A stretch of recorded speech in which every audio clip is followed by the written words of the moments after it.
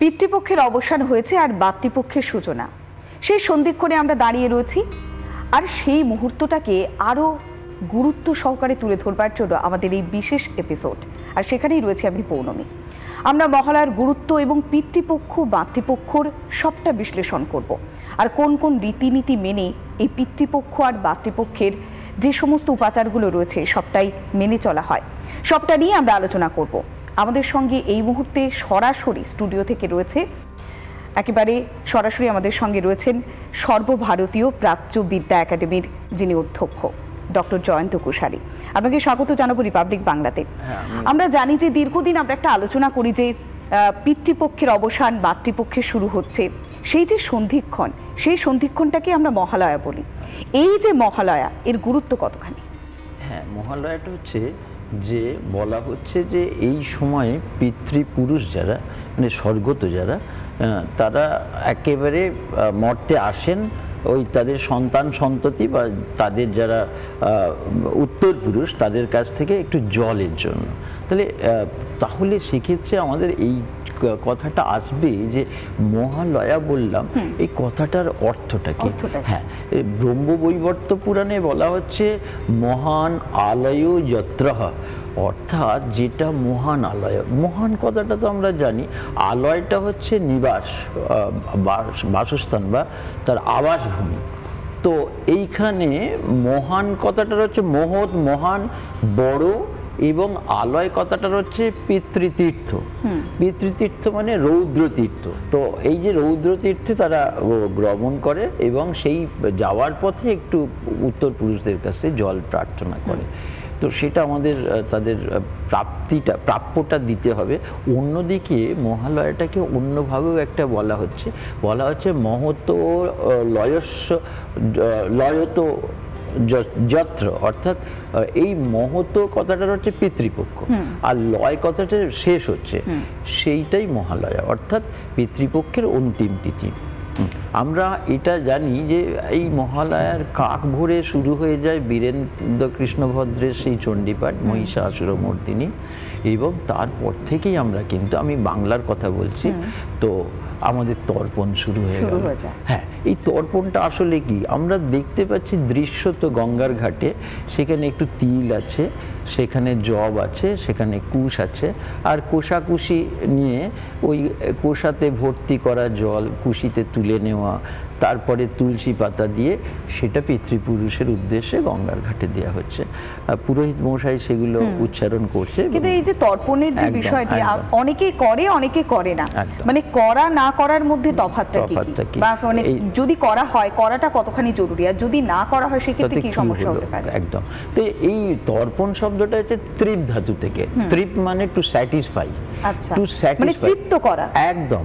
তৃপ ধাতু অনট প্রত্যয় যোগে, অনটটা হয় যে যখন নাকি এটা পারফর্ম করলাম।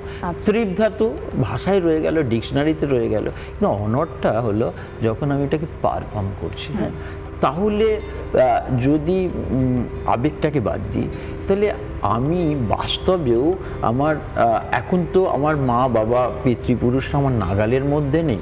তো এই যে এক পক্ষ ধরে বা মহালয়ার দিন আমি যদি একটু তাকে তৃপ্তি দিই, যদি আমি লজিক্যালি আসি, মানে তাদের যদি তৃপ্ত করতে পারি, আত্মার যদি শান্তি কামনা করতে পারি, সেক্ষেত্রে আমার ভবিষ্যৎটাও ভালো হবে। একদম। আশীর্বাদটা কিন্তু একটা আশীর্বাদটা একদম আমাদের পিতৃপুরুষদের আশীর্বাদ, এটা কিন্তু একটা বিরাট ফ্যাক্টর।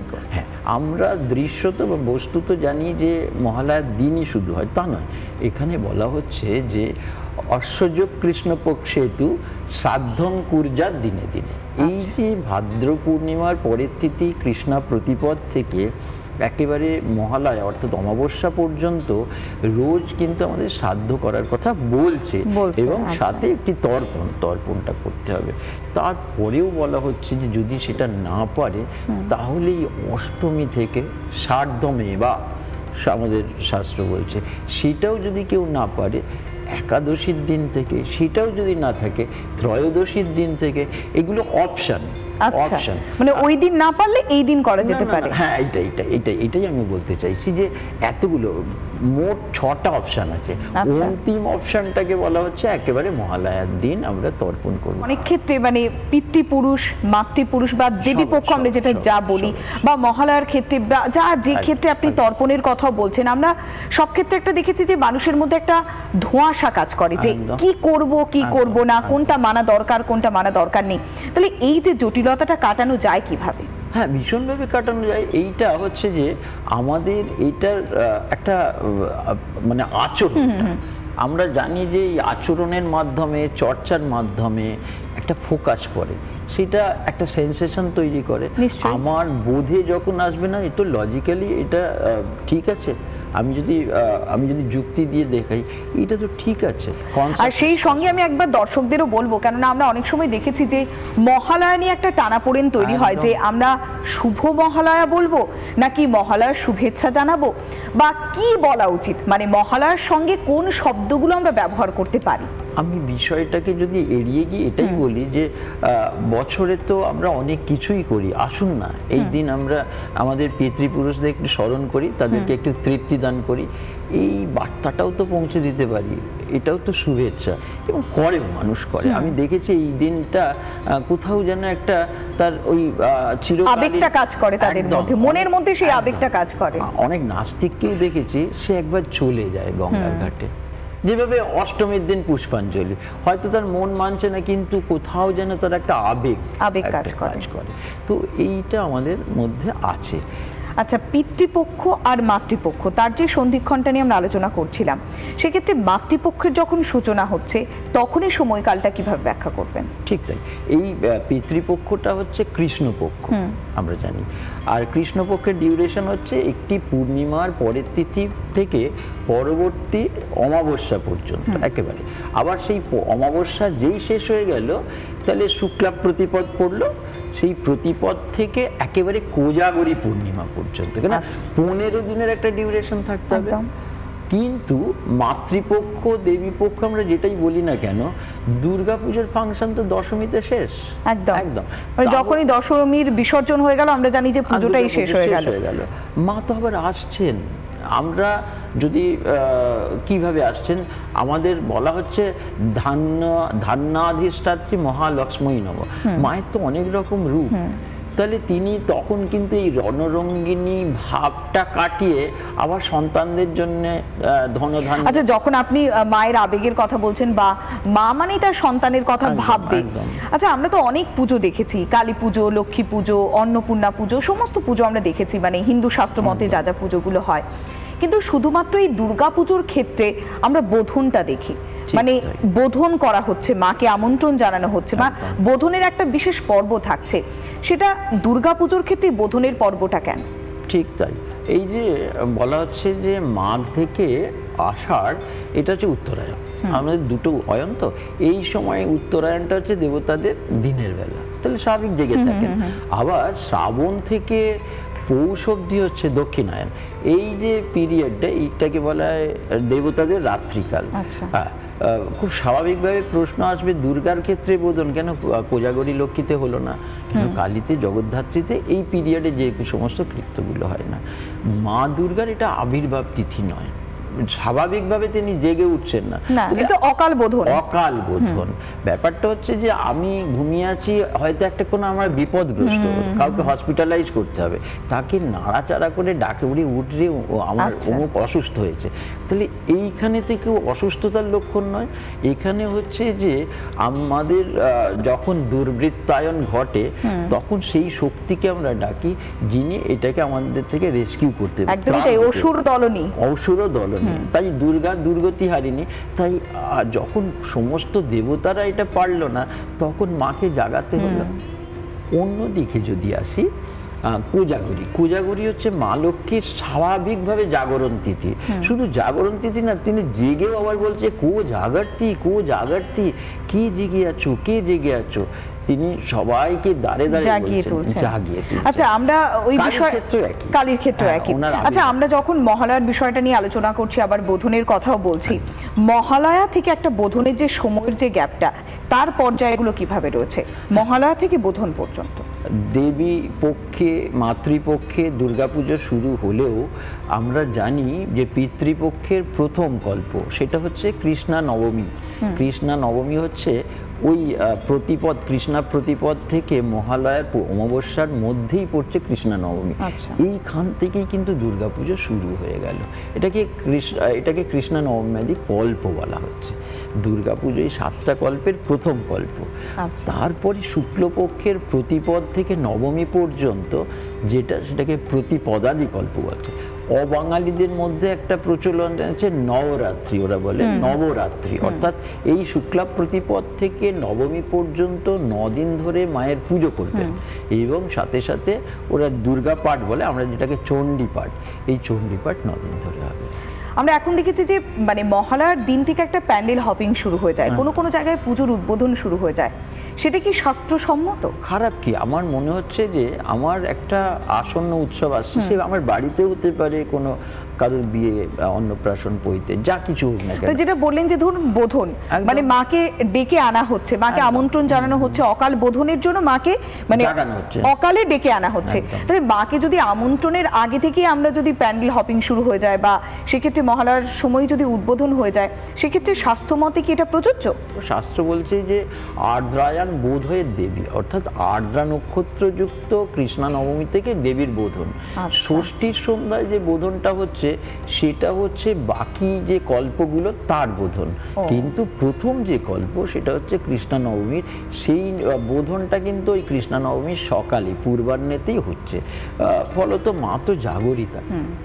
আবার বলা হচ্ছে মূলায়াং প্রবেশায়ত, অর্থাৎ মূলা নক্ষত্রযুক্ত সপ্তমীতে পত্রীপ্রবেশ, যেটাকে কলাবউ বলে। তারপরে বলছে পূর্বোত্তরাভ্যাম সম্পূজ্য, পূর্বাষাঢ়া এবং উত্তরাষাঢ়া মহাষ্টমী এবং মহানবমীর পুজো করতে হবে। শ্রবণেন বিসর্জয়ত, অর্থাৎ শ্রবণা নক্ষত্রযুক্ত দশমীতে দেবীর বিসর্জন হবে। তাহলে আমরা দুর্গাপুজোকে যদি তিথিকৃত্য বলি, নক্ষত্রও কিন্তু এখানে ঢুকে গেল। সেটা মানে সবটাই মানে শাস্ত্রমতে তিথি আর নক্ষত্র মেনেই সবটা কিছু হয়। আর যখন মহালয়ার ক্ষেত্রে আমরা বলছি, মহালয়া তর্পণের কথা বলছেন বা পূর্বপুরুষকে জল দেওয়ার কথা বলছেন, একটা মহালয়ার সঙ্গে যে পুজো, পুজো কিভাবে ওতপ্রোতভাবে সম্পর্কযুক্ত থাকে? খুব সুন্দর। এটা একটা কোইন্সিডেন্ট যে পিতৃপক্ষ আবহমান কাল ধরেই ছিল। মাকে প্রথম অকাল বোধন করেছিলেন ব্রহ্মা, মহিষাসুরকে বধ করার জন্য। পরবর্তীকালে আমরা রামচন্দ্রকে দেখছি, যদিও বাল্মীকি রামায়ণ, অর্থাৎ রামচন্দ্রের মহাকাব্যিক জনক যে বাল্মীকি, তাঁর ইয়েতে অকাল বোধনের একেবারে কোথাও উল্লেখ নেই। সেখানে আদিত্য হৃদয় পাঠের কথা বলছে। কৃত্তিবাস ওঝা বাঙালি, বাংলা হচ্ছে শক্তির পীঠস্থান। কৃত্তিবাস ওঝার যে রামায়ণ, সেখানে কিন্তু আমরা অকাল বোধনটা দেখতে পাচ্ছি। মানে রামায়ণে দুর্গাপুজোর যে ইমপ্লিমেন্টেশনটা, সেটা কৃত্তিবাস আনলেন। আবার যদি বাল্মীকি রামায়ণে যায়, সেখানে কিন্তু আরোগ্য, ভাস্কর অর্থাৎ আদিত্য অর্থাৎ সূর্য, আরোগ্যম বলছে, আরোগ্যম ভাস্কর আদিত্যের। নাগাড়ে যখন নানাভাবে রাবণকে বধ করতে পারছেন না রামচন্দ্র, খানিকটা স্নায়বিক রোগে ভুগছিলেন, অর্থাৎ নার্ভাসনেসটা মানে হচ্ছিল। এর ফলে তখন ব্রহ্মা অগস্ত্য মুনিকে বললেন যে এই সময় তুমি একটু আদিত্য হৃদয়টা পাঠ করাও। এই আদিত্য হৃদয় পাঠ করানোর সাথে সাথে ভগবান শ্রীরামচন্দ্র চাঙ্গা হলেন এবং রাবণ বধ হলো। আচ্ছা, যেমন আমরা শ্রীরামচন্দ্রের তো অবশ্যই, কেননা অকাল বোধনের ক্ষেত্রে বারবার ইতিহাসটা উঠেই আসে, আর ঠিক তেমনই আমরা দেখলাম যে মহালয়ার ক্ষেত্রে মানুষজনের যে ধারণাটা, মানে মহালয়া সম্পর্কে এখনো পর্যন্ত অনেক মানুষের অনেক ধারণার কম রয়েছে, আমাদেরও রয়েছে, অনেক কিছুতে আমরা ঠিকভাবে জানি না বিষয়গুলো। আচ্ছা, মহালয়া যখন পিতৃপুরুষকে আমরা তর্পণ করছি, স্মরণ করছি, তাদের উদ্দেশ্যে জল দিচ্ছি, সেই দিনটা কি কখনো উদযাপন করা যায়, বা সেই দিনটাতে কি আনন্দ করা যায় কখনো? আমি ছোট্ট করে ওইটাই একটু বলে দিয়ে এই উত্তরটা দিচ্ছি। দ্বিতীয়ত, তাহলে কি কৃত্তিবাস কি গাল গল্প? না, ষষ্ঠীর সন্ধ্যায় কিংবা নবমীর বোধনে বলা হচ্ছে কিন্তু ওই রাবণস্য পদার্থায় রামস্যানুগ্রহায় চ অকালে ব্রহ্মণাবোধ দেব্যাস্তি, অর্থাৎ এইটা মন্ত্রে আছে কিন্তু যে রামচন্দ্র অকাল বোধন করেছিলেন। আমি দুটো একটু সাজুজ্য রচনা করলাম। এইবারে আসছি যে আমাদের এই যে সেলিব্রেশনটা, আমি সেলিব্রেশন বা উৎসব পালন বলছি, আমাদের তো উৎসবটা দুভাবে হোক। একটা হচ্ছে মানে দুঃখজনক ঘটনাও তো আমরা করি, যেমন ভাবে সুখের যে আনন্দের যে অনুষ্ঠানগুলো করি সেখানে আমরা মহালয়াটাকেও পাচ্ছি, যেটা হয়তো দুঃখজনক কিন্তু এরই মাঝে আছে কালপুরুষের সুগভীর পরামর্শ, অর্থাৎ আমার মনটা ভরে গেল পিতৃপুরুষদের এইটা জলটা দিচ্ছি, শ্রাদ্ধটা করছি, তখন কিন্তু আমার মনের জগৎটা ভরে গেল। আচ্ছা, মানে বলতে পারেন যে পূর্বপুরুষকে তৃপ্ত করার মধ্য দিয়ে আমার অন্তরাত্মাও তৃপ্ত হচ্ছে, কেননা আমি পূর্বপুরুষকে জল দিলাম, তারা খুশি হলেন, তারা আমাকে আশীর্বাদ দিলেন, আমি তাতে খুশি হচ্ছি বা আমার ভবিষ্যৎ তাতে ভালো হবে। মানে এটাকে আমরা উদযাপন হিসেবেও দেখতে পারি। উদযাপন, তবে মানুষের যে একটা হিড়িক লেগে গেছে সোশ্যাল মিডিয়া, বোধহয় এটা আমাদের ভালো যেমন করে খারাপ অনেক কিছু করে। এই শুভ মহালয়ান ইত্যাদি ইত্যাদি নানা রকম শুভেচ্ছা রইল, এইটা একেবারে ব্যক্তিগত। দুর্গা পুজোটা যেমন সমষ্টিগত, মহালয়ার যে তর্পণ ব্যক্তিগত, ইচ অ্যান্ড এভরিবডি এটা করবেন এবং তার পিতৃপুরুষের জন্য। তাহলে কি শুধুমাত্র মহালয়াটা তার জন্য না, সেখানে বলা হচ্ছে আব্রহ্ম ভুবনাল্লোকা দেবর্ষি পিতৃমানবা, এবং ব্রহ্ম থেকে একবারে ভূমা থেকে ভূমি যত বলছে অতীত কুলকোটি নাম সপ্তদ্বীপ নিবাসী নাম ময়া দত্তেন তুয়েন তৃপ্পন্ত ভুবনত্রয়, একবারে ত্রিভুবনবাসী দ্বারা তৃপ্ত হবে। এবং সেখানে বলা হচ্ছে এমনকি রেপটাইলসগুলোও তৃপ্তি লাভ করুক, যারা আন্ডারওয়ার্ল্ডে আছে তারাও তৃপ্তি লাভ, তারাও তো স্বর্গত হয়েছে। তাহলে এই মহালয়ার মধ্যে যেমন একটা ব্যক্তিগত ভাব আছে, মানে নানা মত থাকলেও প্রত্যেকের কাছে এটা মিলনের একটা জায়গা হয়ে গেছে, তাই তো? এবং আমরা অন্য ধর্মের মানুষের তৃপ্তি কামনা করি নিশ্চয়ই, একদম এই মহালয়ার মধ্যে, আবার দেবী পক্ষেও সেটা করছি। আর তর্পণটা একেবারে ব্যক্তিগত, আমি আমার পিতৃপুরুষদের করছি, সেটা আমার। আবার যখন প্রত্যেকটা মানুষ করছে তখন আবার একটা সম্মিলিত রূপ পাচ্ছে, সমবেত ভাব পাচ্ছে, সেটা আমরা গঙ্গার ঘাটে গেলে দেখতে পাই। আচ্ছা, এই যে তর্পণ করাটা শুধু কি গঙ্গার ঘাটই দরকার, নাকি ধরুন জেলার মানুষরা রয়েছে যেখান থেকে অনেক নদী দূরে রয়েছে বা গঙ্গা নেই, তারা কি করবেন? আসলে গঙ্গাকে বলছে সর্বতীর্থময়ী গঙ্গা। যদি গঙ্গায় হয় ভালো। আমাদের শাস্ত্রটা, আমাদের ধর্মটাই খুব ফ্লেক্সিবল এবং মোল্ডেবল। তো মানে মন থেকে তুমি যেটা চাও সেটাই তুমি করতে পারো। একদম প্রথম যে অপশনগুলো দিচ্ছে, গঙ্গা না হলে স্রোতস্বিনী নদী, তাও পেলাম না, তাহলে বলছে প্রতিষ্ঠিত পুকুর। প্রতিষ্ঠিত পুকুর হলো না জলাশয়, জলাশয় হলো না আমার আমার ঠাকুর ঘরে, আমার গৃহ প্রাঙ্গণে, আমি যে ঘরটায় থাকি সেখানে করলেও হবে। এতগুলো অপশন আছে, তো যেখানে খুশি করা যেতে পারে। এটা সত্যি অনেকের কাছেই জানা ছিল না, বা আমরাও জানতাম না যে পিতৃপুরুষকে জল দেওয়ার জন্য গঙ্গার ঘাটই আমরা জানতাম, যে কখনো নিজের জায়গাতে বা প্রতিষ্ঠিত পুকুরে বা ঠাকুর ঘরেও করা যায়। একদম, সেক্ষেত্রে তারা যা যা উপাচার গঙ্গার ঘাটে করতে একই উপাচার এখানেও করবে, তাই তো? এবারে আমি খুব অকপটে বলছি, আমি এই 15 দিন ধরে যে তর্পণ এবং শ্রাদ্ধ করি ঘরের কোণে করি, কেননা গঙ্গা যেমন সর্বতীর্থময়ী আমার ভরিয়ে দেয় মনটা, আবার তার সবেরই একটা মেরিট ডিমেরিট আছে। ডিমেরিট এটাই হলো, ওই যে এতগুলো মানুষ জলে ডুবে এই যে করছে, মানে হাঁটু জলে করছে, সাথে সাথে এত মানুষের ভিড়, কোলাহল।